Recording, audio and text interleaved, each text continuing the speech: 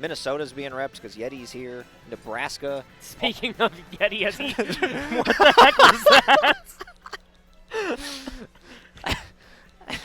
that? Cursed Image by Spooks McDoug. The Cursed Image Factory here on these transitions. Yeti's such a hero. Oh, man. The meme machine himself. I was explaining to Yeti that Mega Man might be one of the most aggressive characters in this top 8, this top 16 winner side. Because you have a pair of Snakes, a pair of Duck Hunts, a pair of Olimars, and a Young Link. And a Palutena. And a Palutena. Mega Man might be the most aggressive character of all of them. Palu can be pretty aggressive. And this is a really interesting matchup because it's going to be about Palu trying to disrespect a lot of the pellets and things. And just finding a way in with stuff like neutral air, with stuff like dash attack, stuff like back air. That's the way the tempo is going to be, is can Skilliger get in and just keep the Mega Man at disadvantage. Can't believe what I just saw. That image was, that got Oh, me you're so still far laughing. off. You're still laughing about the Yeti. I was like, oh, I'm sorry, guys. I'm trying to be professional, but I am losing it here. That was so funny. Oh, man. the stream is haunted, guys. Stream's haunted. All right, we're going to go to game 1. Mega Man Palutena. This is going to be kind of tricky, I think, on the side of Mega Man. If the Palutena is able to zone out some of the bigger projectiles, you've got your own neutral B as Palutena, and you've got the counter that'll bank back, say, a forward smash or a metal blade, for example, into your own possible combos. Not to mention, Skilly's been going right in early for that 50 damage. Yeah, the neutral air, one of the greatest aerials in the game. And it's already a great example of just how much mileage you can get out of it. You put Mega Man in the corner, you get him up to 60%. Yeti is now in center stage himself, so let's see if he can get any mileage started. Well, these auto reticles are being really disruptive as well. Yeah, they absolutely have. The whole idea of being at center stage on a stage this wide, just for those of you watching at home, PS2 might seem like a good idea for just like, oh yeah, let's Gentlemen's Pokemon Stadium or Pokemon Stadium 2 or whatever, what have you. They're the 2 largest stages in the game in terms of legal stages, by far, in both like blast zones and distance of like how big the stage is. So a character like Palutena can give center stage to a Mega Man and do this. Force him to jump with auto reticle and get those setups, but it doesn't matter. The metal blade into up tilt combo. Yeti gonna take the first stock. Shades of Smash 4 on that one. Just the Z-drop metal blade shenanigans. I love it. I love seeing how creative Yeti is with this character. Mega Man is one of the coolest characters. Like, bar none. He's one of the most true to like what the actual character is and what he can do. There's so many cool references to old Mega Man games in his kit. And being able to utilize them accordingly. We saw Leaf Shield a moment ago. That's probably the largest upgrade that Mega Man got as a move. Leaf Shield is very, very disruptive. And look at all that shield damage immediately. The Crash Bomber's stuck there. Skilly forced to shield and putting a down air on there just to make that shield as low as possible. Doesn't appear to be too relevant because Skilliger here can play really bait and punishy with his aerials and just not have to shield for a lot of time. But at the same time, he's just getting anti-aired a little bit at the start of this. Well, a ton of damage has been put forward by Yeti with the Leaf Shield, and that's the 4th one in a row. He's got the Metal Blade in his, or he had the Metal Blade in his hand. You've got to be very, very wary because Metal Blade up tilt is a true thing. So you can't just randomly have a Metal Blade thrown at you. And these parries are excellent so far from Yeti. He really understands the aerial timings that Skilly's trying to throw out. That's an important part of beating any Palutena player, is just understanding when they're going to jump in. It's kind of like a tempo game. Yeah. Because if you have that parry timing down perfectly, you can really make them pay. You notice that Skilly started so well, and Yeti just really hasn't allowed him to do much since then. He's taking the full stock, looking to take a second stock at that forward air, barely going to live. Palutena needing to find a way in, but for as good as and strong as Palutena is as a character, your distance options can be somewhat restrictive and limited. Right. Her tilts are fairly laggy, but you do have those up B cancels, so you might have to get really, really creative if you want to beat somebody of Yeti's caliber in this particular matchup. Okay, rising there from the ledge, really going to help out. And look at all this damage rack up instantly. That's the kind of blow that Skilly really needed in his corner to make this game doable. Yeah, right there is why you see a lot of people put Palutena in their own personal top 10 or even top 5, is because she can touch you one time and put just so much damage on you just from one tiny one of the hits of a neutral air that pretty much encompasses the stage when that button is pushed. Her advantage state is incredible. Yes. She's so fast. All of her aerials are really good. And you just blink and you're at 97. But Yeti now has the Metal Blade in hand, and he's playing really cautious around it until he's forced to throw the option out. Saving his jump, as all Mega Mans will pretty much do. They'll almost always Whoa! up B and then keep the jump. But that rogue smash attack going to kill Yeti right out of nowhere. And that is, Skilly desperately needed that, but it's not going to matter. Yeti reading lemons directly into back air. Skilly would try to double jump early and had nowhere to go. Cleaned up the game quite nicely here if you're in the Yeti fan club. Very nice read at the side, of course. He looked really clean. Really clean. There were some moments, though, where Skilly was like, okay, I can get some gas going. I can get some really good combos in. So I think if Skilly just plays a little bit more cognizant of his tempo on his jump-ins, he'll maybe get a better start going in Game 2. I love the rock music when Mega Man wins. Like the rock theme from the yeah. Mega Man intro. They did such a good job with the music in Smash Ultimate across the board, but I think that Mega Man has some of the most underappreciated, like, mixes in on the soundtrack that came from the Mega Man games. People don't talk about that as much as they'll talk about, you know, some of the other ones. Really, anytime there's a cameo character who's like a third party or whatever, they just show so much love to him. Mega Man, Simon and Richter are very faithful to their games as well. Also, you know, of course, Cloud, Bayonetta are all very faithful. We can talk about that for days and days, but now we're on Lilac Cruise here for Game 2 of this Winners Quarterfinals between Skilly and Yeti. Love the counter pick. Huge fan of Lilac Cruise, especially in this game. I feel like a lot of players still have that mentality of, you know, Brawl and Smash 4, oh, Lilac doesn't work right. In this game, the layout of the stage is perfect for competitive viability, and it's a really good counter pick for projectile characters in a lot of situations. But you have to be careful, because they can actually pin you below the platforms with their projectiles if you can't get in, and then punish you for trying to camp them right above them, because they can reach with up smashes or up tilts or what have you. In this particular matchup, it seems like a solid counter pick, because either way, Yeti's going to be able to get his projectiles in, but he doesn't have an up smash or an up tilt that can reach the platforms necessarily. Right, and Palutena on the other side just loves to use those short hops to pressure platforms, loves to just be in your face with aerials, and that just makes these platforms really not a safe haven at all for Yeti if he were to camp on one of them. But, oh, nice movement from Skilly. He gets the combo and on the side of the stage, and he's like ending it off with a back throw. Yeah, that was really clean to know that there is that small frame window where you can dash behind someone who does neutral getup and do a pivot grab. It's a very tight window and a tough input to do. Skilly making it look good, getting the back throw for the kill, and putting himself in a much better position than he was in that first game. Same time, it's now Yeti's turn to get some ledge traffic started. That forward smash was really scary. Second time's the charm. Second time is the charm, and throwing out forward smashes is actually kind of scary to begin with against Palutena, who can reflect them right back into your face and kill you with them. But Skilly not with the awareness to be able to throw it out fast enough. Yeti just catching him on landing from air dodges and such. Well, at the same time, that counter as a reflect option is not nearly as free as it was in Smash 4. In Smash 4, you just put out the wall no matter what. Yep. In this game, you counter a move if it's a move, and if you time it right versus there a projectile, you see it comes out. But in the previous game, you could just wall against any projectile. That's why Palutena versus Villager was such like a terrible matchup in Smash 4. Despite the characters' This game, it's much more doable because the counter isn't just an I win the matchup button. That's absolutely true. It's specifically, I think, in Mega Man for the forward smash, which we did see on the third attempt of this game from Yeti with the forward smash. He did have it reflected in his face, so he did figure that out.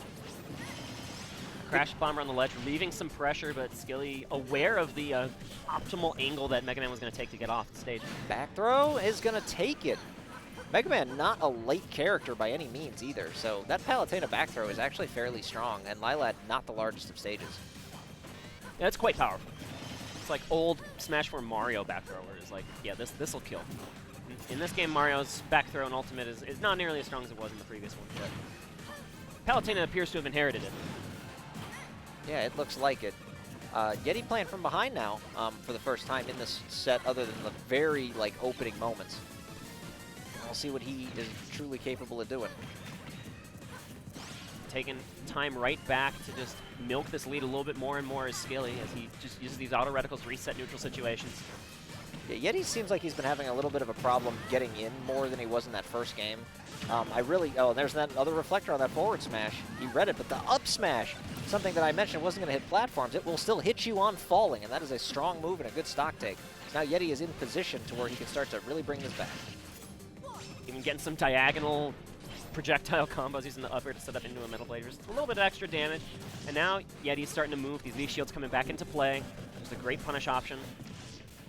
He's so smooth with like the spacing on Leaf Shield. Even when the opponent gets the shield on the third attempt of it, he was able there to just kind of move backwards and put it in a place where you can't punish it. You just have to shield it and reset.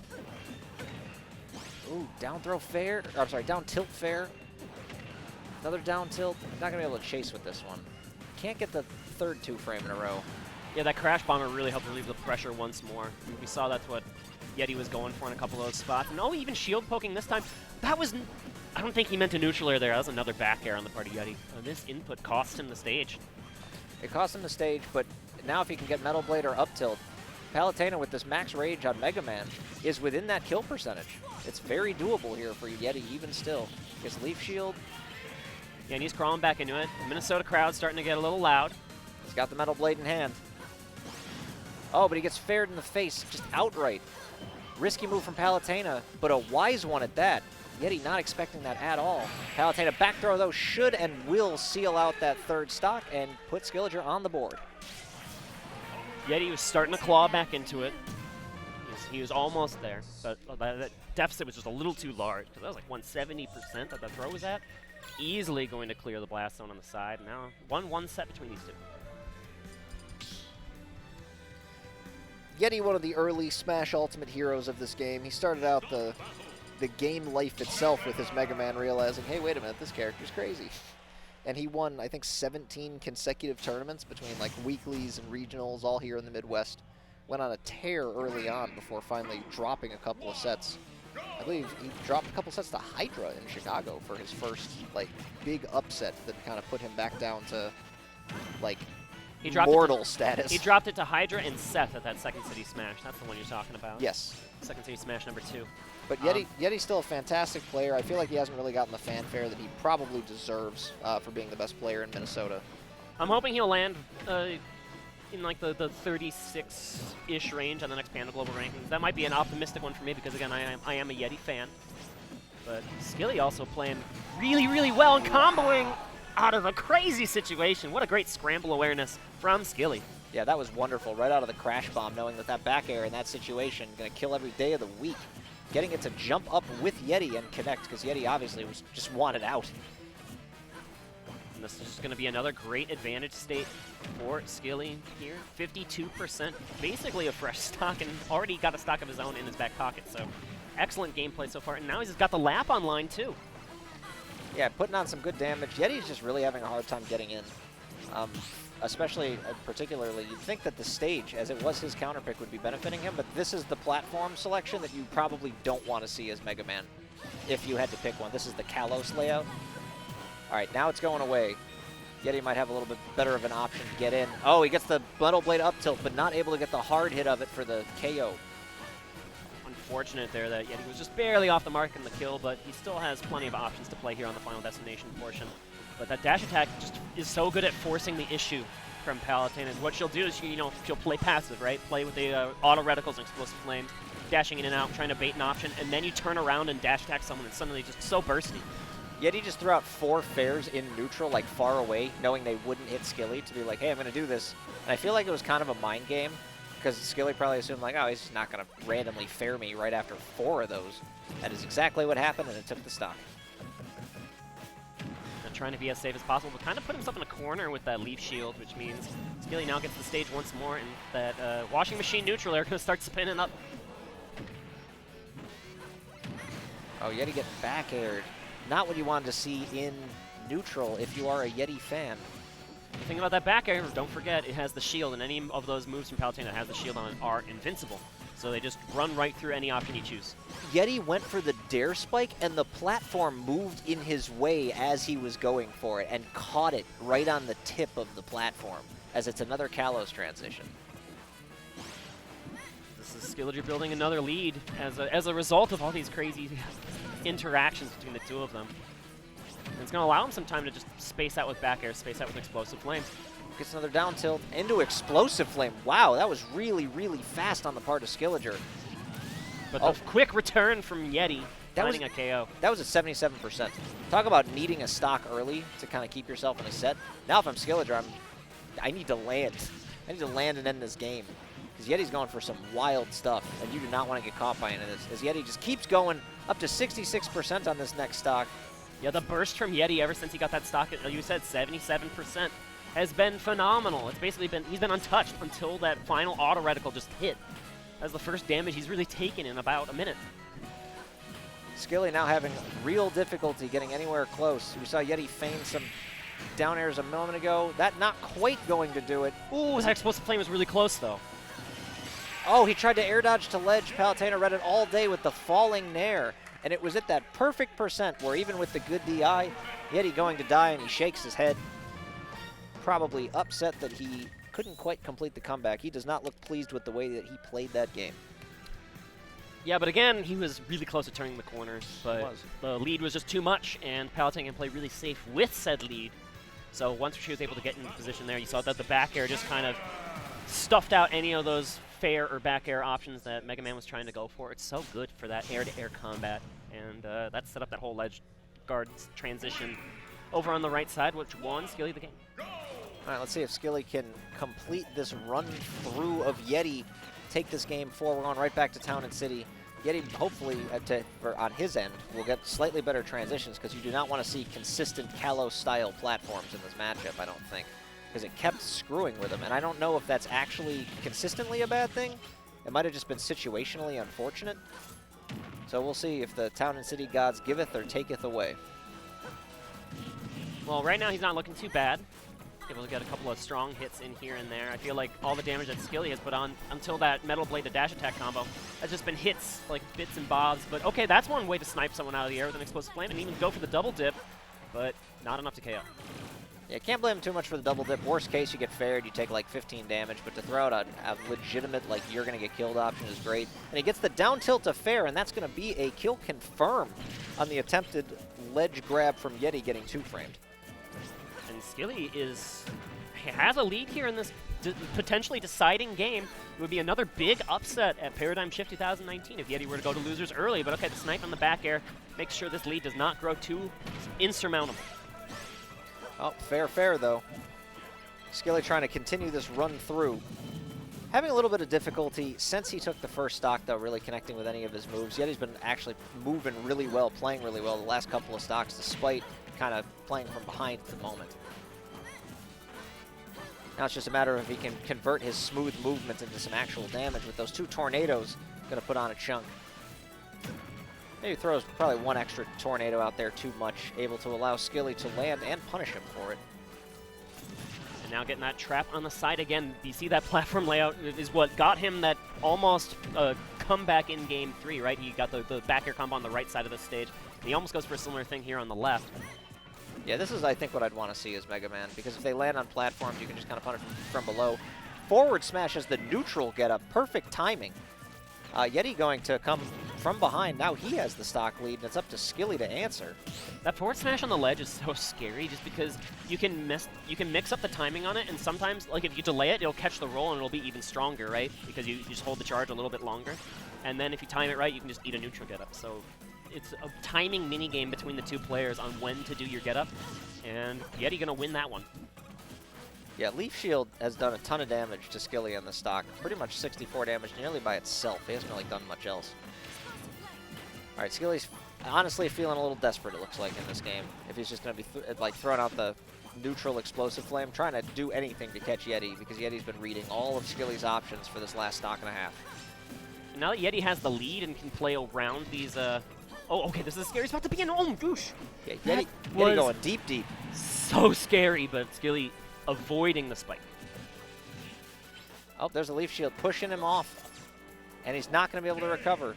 The footstool for good measure, as Yeti takes game 4 to even up this set 2-2 apiece. Already, we got 2 sets going to game 5 at Paradigm Shift in these winners quarterfinals. Yes, we do. That was a really interesting interaction there with the Leaf Blade, and I wonder how intentional that was from Yeti to kind of force the air dodge. There's certain characters in this game that can do things to force an air dodge buffer where you think you're going to need to tech. So yes. I'm always curious to know if players do that intentionally. I personally do it intentionally with Squirtle with down air, where I'll run off stage and try to not hit you with the last hit where you think you're going to get stage spiked, so you'll just air dodge and die. So Leaf Shield looked like it had that interaction intentionally where Yeti just kind of ticked him and then walked away. and he air dodged it. Yeah, I see what you're saying. But the fact that Skilly won Game 3 does mean he gets the counter pick advantage in a deciding Game 5, which is where we ended up. So to Yoshi's Story we go. Yeah, can't blame him for this one. Nair into Nair into Nair into up air is an actual combo that you can play the platforms on, and on Yoshi Story with the low ceiling will kill. At the same time, Yeti has shown some pretty incredible kill power that will take advantage of the lower ceilings and closer side blast zones on the stage. Yeah, it's a risk either way. I feel like in this game, going to smaller stages, almost every character's got some explosive kill power, and there's not just like, oh, this character kills off the top, this character kills off the side. We haven't hit that part in the investigative meta of Smash Ultimate because its lifespan is still less than a year old. Right. Now the turnaround, it really felt like Yeti was taking advantage of this pick, and whoa, you jumped into it! Ooh, okay, everyone's good.